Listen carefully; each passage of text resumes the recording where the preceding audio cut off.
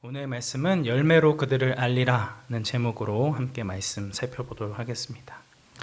예수님께서는 산상설교를 통해서 하나님 나라 백성은 세상의 사람들과는 다른 구별된 삶을 살아야 한다는 것을 말씀하셨습니다. 그 부분 중에 첫 번째 부분인 팔복은 이 땅을 사는 그리스도인들이 어떠한 존재이며 어떠한 특성을 드러내며 사는가에 대해 이야기하고 있습니다. 이러한 하나님의 나라의 백성들은 이 땅의 빛과 소금으로 부름을 받았습니다. 빛과 소금된 존재로 이 땅을 살아간다는 것은 일반적인 종교인이라 할 수 있는 서기관들이나 바리새인들보다 더 나은 의를 가지고 행하는 것입니다. 주님께서는 더 나은 의에 관련하여서 이제 6가지의 율법에 대해서 해석을 해 주시는데, 실제 행동으로 죄를 짓지 않았어도 마음으로 죄를 지었다면 동일하게 죄가 된다는 것들을 강조합니다. 또한 하나님 나라의 백성들은 일반적인 삶의 영역뿐만이 아니라 기도와 금식, 구제와 같은 경건 생활 가운데서도 그들보다 더 나은 의를 행해야 한다는 것을 강조하고 있습니다. 또한 하나님 나라의 백성들은 이 땅에 보물을 쌓지 않고 하늘에 쌓아두는 자들이며 자신의 필요보다는 그의 나라와 그의 의를 먼저 구하는 자들입니다. 주님께서 자신의 모든 것을 인도해 주시고 함께 해 주신다는 것을 믿기에 그렇게 행할 수 있는 것이죠. 뿐만 아니라 다른 사람들과 관계를 맺을 때에 냉정한 태도로 남을 쉽게 정죄하거나 비난하고 비판하지 않고 오히려 그 지체들에게 어떠한 허물과 죄가 드러나든지 끝까지 사랑으로 품고 그들을 이해하려는 따뜻한 마음을 가진 사람입니다. 물론 이러한 삶을 살아가는 것은 너무나 어렵고 힘든 일입니다. 그렇기 때문에 우리는 구하고 찾고 두드려야 합니다. 내 힘과 능력으로는 도저히 이러한 삶을 감당할 수 없기 때문에 주님의 도우심을 간절히 구하며 찾아야 한다는 것이죠. 무엇을 그럼 구체적으로 구하고 찾아야 할까요? 그것은 12절에 나와 있습니다. 그러므로 무엇이든지 남에게 대접을 받고자 하는 대로 너희도 남을 대접하라. 이것이 율법이요 선지자니라. 결국 우리가 율법에 기록된 대로 이웃을 내 몸과 같이 사랑할 수 있도록 기도해야 한다는 것입니다. 남이 나에게 대접해 주기를 원하고 남이 나를 그렇게 대해 주기를 기다리지 말고 내가 먼저 이웃들에게 그렇게 대접하고 섬기며 사랑을 실천해 나아가는 자가 되어야 한다는 것을 강조하고 있는 것이죠. 이것이 바로 예수님께서 산상설교를 통해 그를 믿는 그리스도인이 어떠한 삶을 살아가야 하는지에 대해서 말씀을 해주고 있습니다. 너희는 세상의 빛과 소금으로 부름받은 존재들이기 때문에 이방인들이나 바리새인이나 서기관들과 같은 종교인과 같이 적당히 살아가고 남들 눈에 보이기 위해 외식하며 살아가는 자가 아니라 하나님의 살아계심을 믿음으로 이 땅에 소망을 두지 말고 이웃을 사랑으로 섬기고 품어주는 그런 사랑의 삶을 살아가라는 말씀입니다. 이어지는 오늘 본문 말씀부터 7장의 마지막 절까지는 산상설교의 결론 부분이라고 할 수 있습니다. 예수님은 이 앞에서 말씀해 주신 이 산상설교에 대해서 요약하시며 이제는 너희가 그리스도인답게 구별된 삶을 살아가야 한다는 것을 요구하고 계십니다. 말씀을 들었다면 그 들은 말씀대로 실천하며 살아가라고 하는 것입니다. 성경의 진리는 항상 이러한 구조로 되어 있습니다.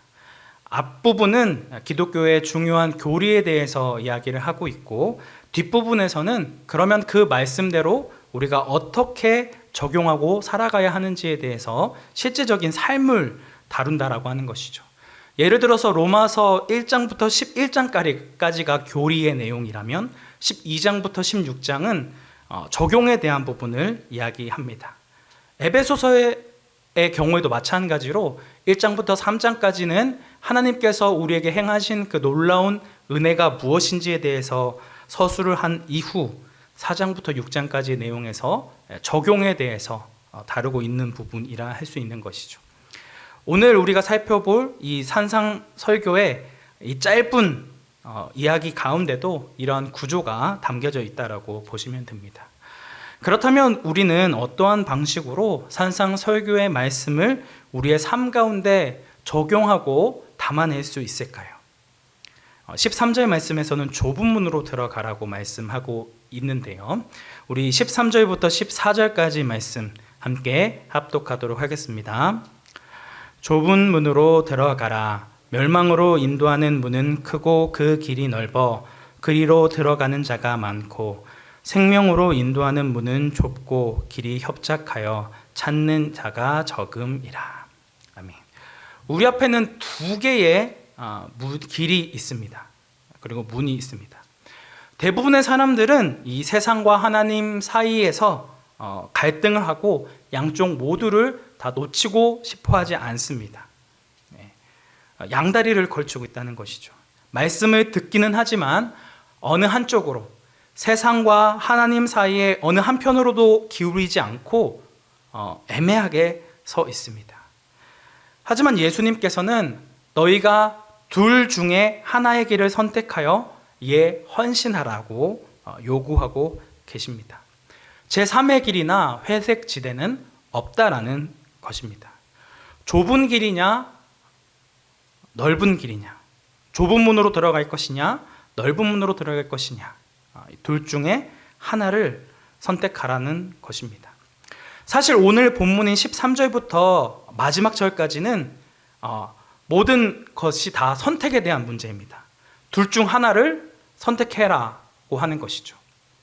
좁은 문, 곧 생명으로 인도하는 문으로 들어갈 것이냐, 아니면 멸망으로 인도하는 넓은 문으로 들어갈 것이냐, 둘 중 하나를 선택하라고 이야기하고 있고, 뒤에 또 살펴보겠지만 좋은 나무, 아름다운 열매를 맺는 그런 것을 선택하겠느냐, 아니면 못된 나무, 나쁜 열매를 맺겠느냐라는 것을 이야기하고 있으며, 마지막으로는 너희가 반석 위에 집을 지을 것이냐, 아니면 모래 위에 집을 지을 것이냐라는 것들을 이야기하고 있습니다. 둘 중 하나를 선택해야만 하는 그런 선택의 문제 앞에 우리를 세운다라고 하는 것이죠. 우리는 두려움을 가지고 진지한 말씀으로 이러한 하나님의 말씀에 귀 기울여야 합니다.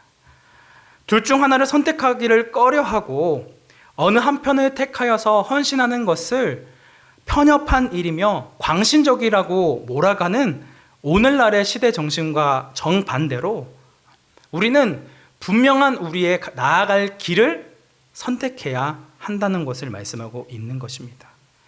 예수님께서는 너희가 정말 하나님 나라의 백성이라면 세상과 다른 가치관을 가지고 너희의 구체적인 삶의 자리에서 산상설교의 말씀과 같이 좁은 길을 선택하라는 것을 말씀하고 있는 것이죠.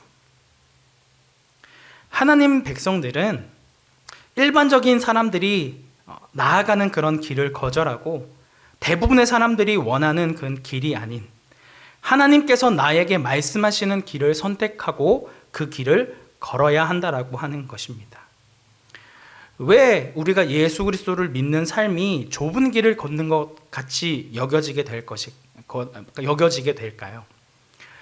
예수 믿는 사람이 살아야 하는 그 기준과 표준이 예수님을 믿지 않는 사람들보다 훨씬 더 높기 때문입니다.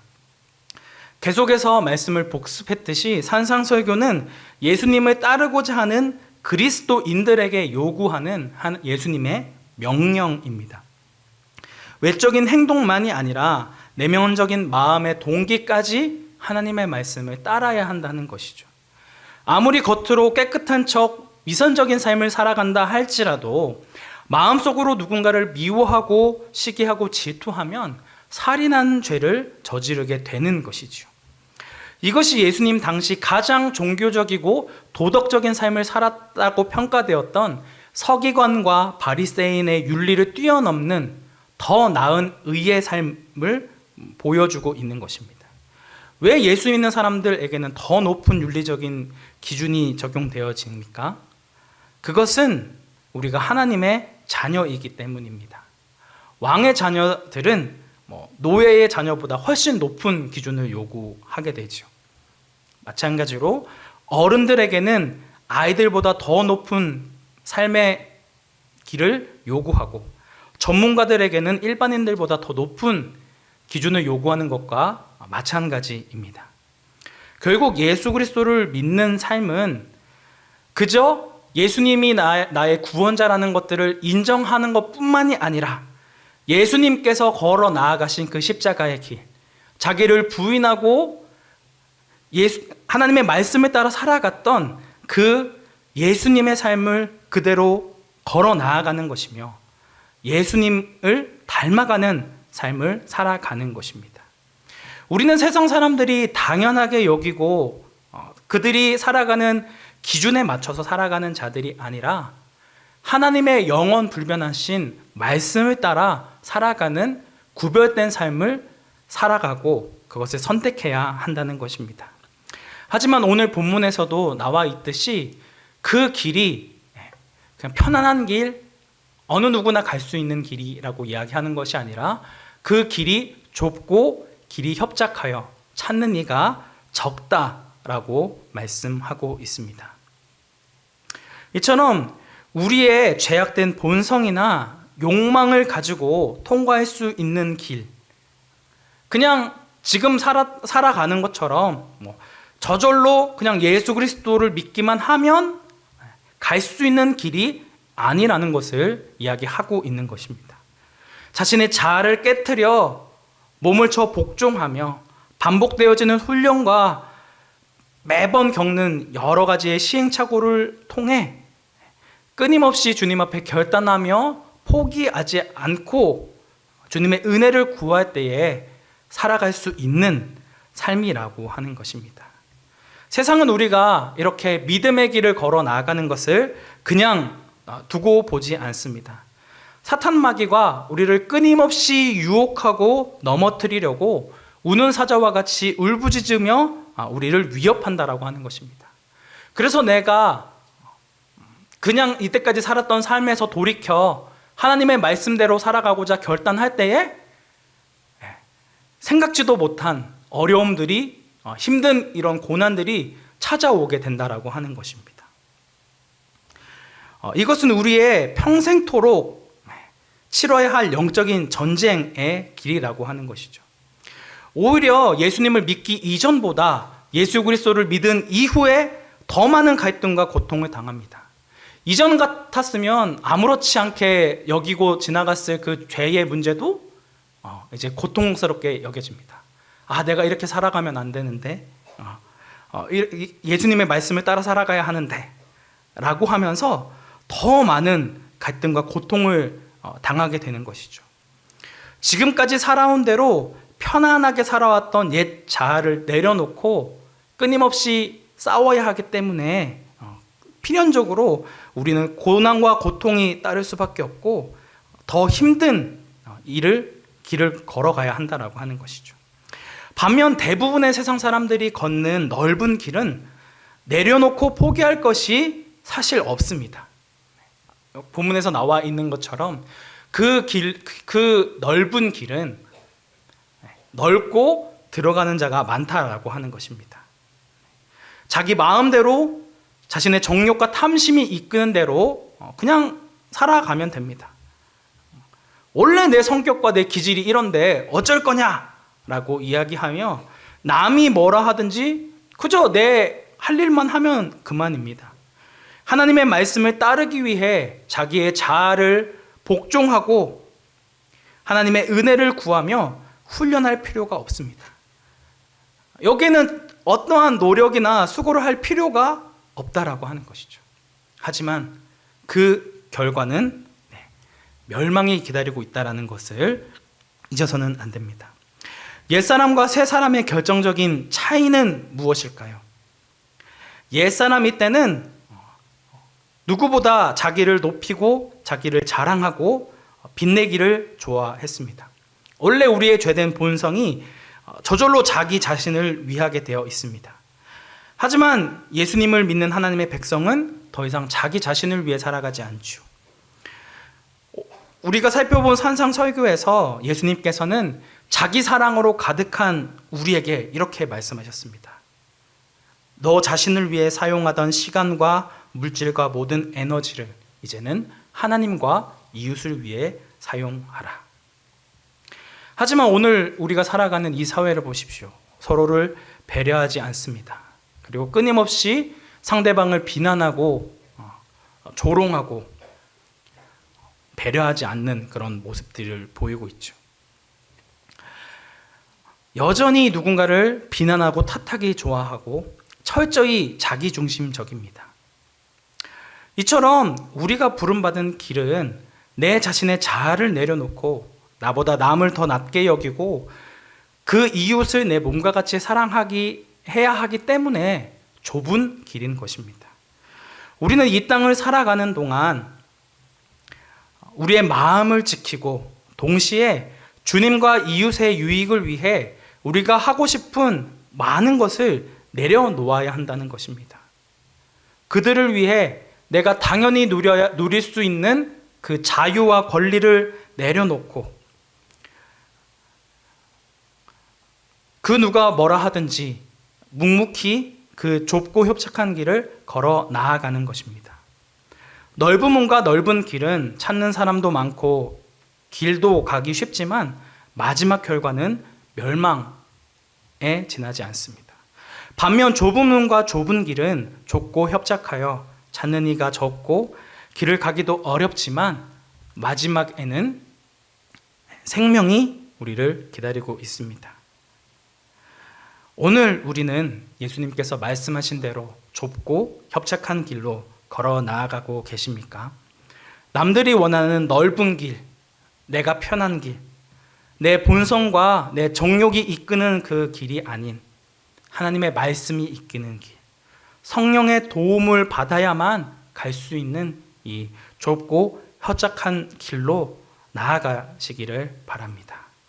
우리가 마지막 바라보게 될 그 영원한 생명, 그 영생을 바라보며 온갖 세상의 유혹과 환난 가운데서도 흔들림 없이 그 믿음의 길을 걸어 나아가시는 강북 우리교회 성도님들이 되시기를 주님의 이름으로 축복합니다. 그런데 우리가 이 좁은 길을 걸어 나아가고자 할 때 반드시 방해물과 장애물이 있습니다. 아까 말씀드렸던 대로 우리가 믿음대로 살아가고자 할 때 세상은 그리고 사탄은 우리를 결코 그대로 내버려 두지 않는다는 것입니다. 우리가 생명을 얻기 위해 나아갈 때에 이것을 방해하는 거짓 교사, 거짓된 말씀을 전하는 그런 무리들이 있다라고 하는 것입니다. 좁은 문을 통과해서 좁은 길을 걸어 나아가야 할 하나님의 백성들에게 다양한 형태로 우리를 속인다는 것입니다. 그래서 좁고 협착한 길이 아닌 크고 넓은 길로 쉬운 우회길이 있다라고 우리를 속이는 거짓 교사들이 등장한다라고 하는 것입니다. 우리 15절 말씀 함께 합독하도록 하겠습니다. 거짓 선지자들을 삼가라. 양의 옷을 입고 너희에게 나아오나 속에는 노략질하는 일이라. 아멘. 이 거짓 선지자, 거짓 교사들의 특징은 반드시 양의 옷을 입고 온다는 것입니다.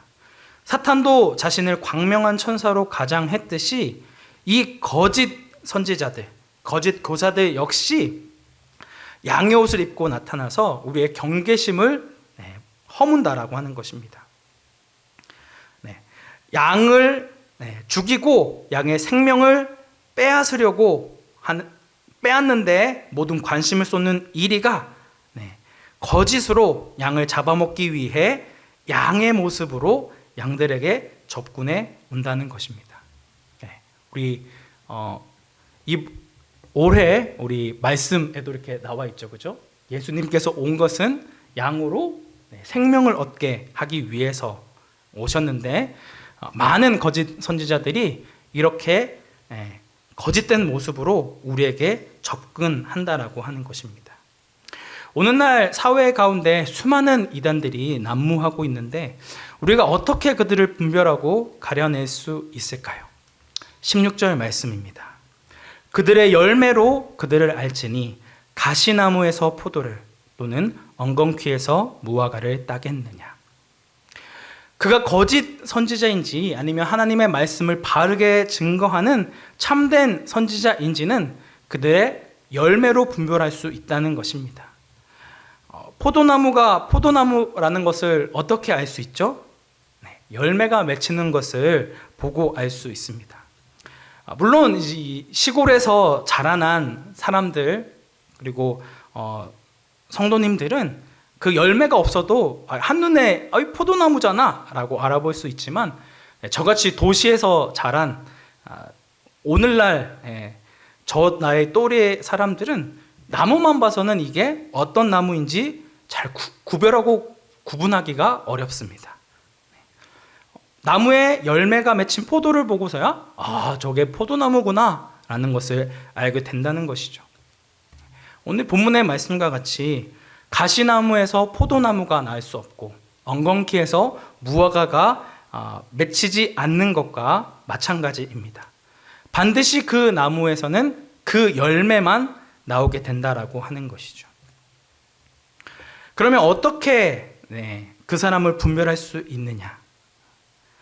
결국은 이 본문의 말씀과 같이 당장은 양의 모습으로 우리를 속일지라도 결국은 그 사람의 삶의 모습을 통해 그가 맺는 그 삶의 모습을 통해 확실하게 분별할 수 있게 된다라고 하는 것입니다.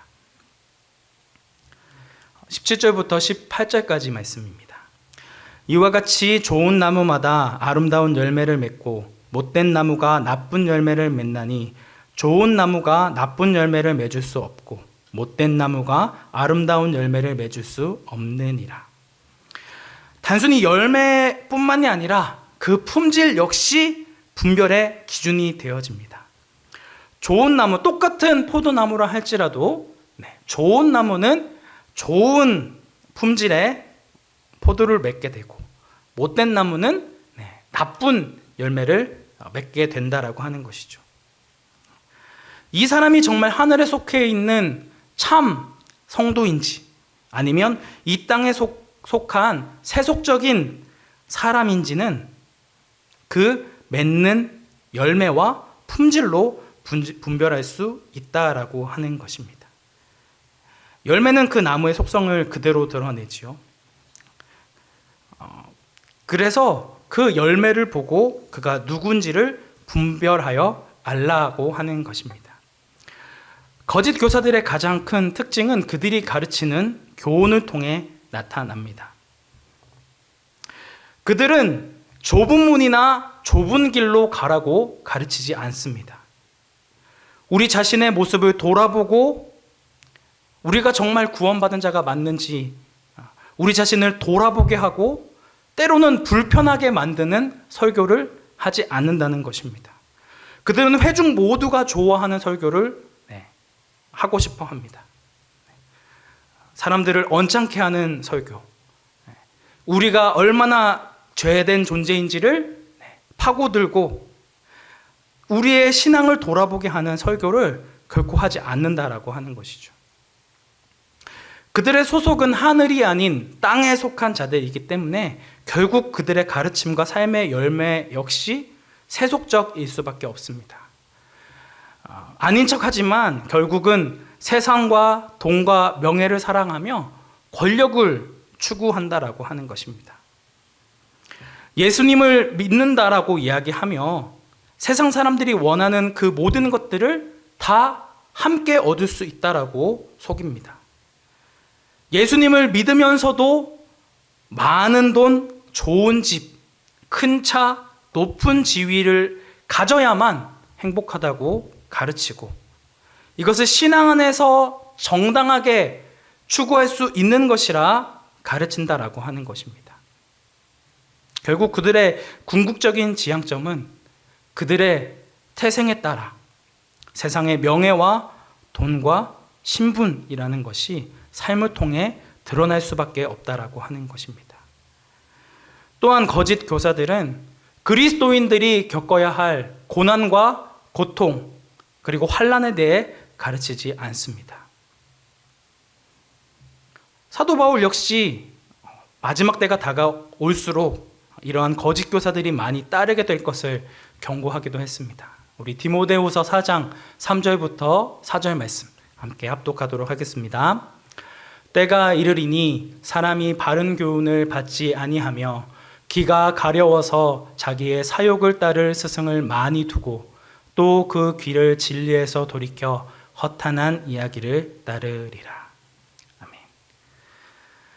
마지막 날이 가까우면 가까울수록 겉모양은 하나님의 말씀을 전한다는 거룩한 존재라 이야기하고 양의 모습을 하지만 사람들이 듣기 싫어하는 죄에 대해서 말씀에 대해서 이야기하지 않는다는 것입니다. 자신이 원하고자 하는 이야기를 하기 위해 성경을 인용할 뿐이죠. 하나님의 말씀에 대한 그 무게도 하나님의 말씀을 그렇게 세밀하게 보는 것을 불편하고 귀찮은 일로 여깁니다. 세상의 여러 이야기들을 그래서 얘기를 하는 것이죠. 결과적으로 이 거짓 교사와 참된 이 목자에게 나타나는 그 행위는 그 열매로 드러난다고 할 수 있습니다. 참된 하나님의 백성들은 그리고 참 목자는 예수님이 팔복에서 가르치신 8가지의 그 특징이 나타나는 삶을 살아갑니다. 자기 자신에 대한 깊은 슬픔과 아픔이 있습니다. 내 자신이 뼛속까지 깊은 죄인이라는 것을 알고 있기 때문에 자기 자신에 대한 애통한 마음을 가지고 나 자신뿐만이 아닌 다른 사람들도 그러한 긍휼한 마음을 가지고 다른 사람을 바라봅니다. 그래서 그 사람의 허물과 죄를 판단하고 정죄하지 않죠. 오히려 그들의 아픔을 품고 그들을 사랑해 줍니다. 상대방의 눈에 있는 티를 지적하기보다 먼저 자신의 눈에 있는 들보를 뽑아내고 겸손과 사랑으로 그들을 대한다라고 하는 것이죠. 또한 이들은 성령의 열매를 맺습니다. 갈라디아서 5장의 말씀과 같이 사랑과 희락과 화평과 오래 참음과 자비와 양성과 충성과 온유와 절제의 열매를 맺는다는 것이죠. 여기서 모든 걸 다 설명할 수 없지만 이 중에서 가장 먼저 맺히는 열매가 있습니다. 무엇이죠? 사랑입니다. 사도 바울은 갈라디아서 5장 이 말씀에서 이러한 사랑을 거듭해서 강조하고 있습니다. 5장 6절 말씀에서는 그리스도 예수 안에서는 사랑으로 역사하는 믿음뿐이다 라고 이야기하며 14절 말씀에서는 구약의 율법 전체가 내 이웃 사랑하기를 내 자신과 같이 하라 라는 계명으로 요약된다고 가르치고 있습니다.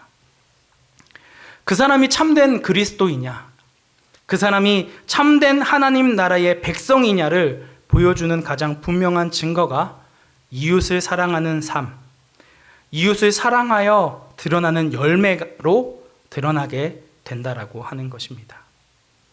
그러나 거짓 교사, 거짓된 성도들은 어떻습니까?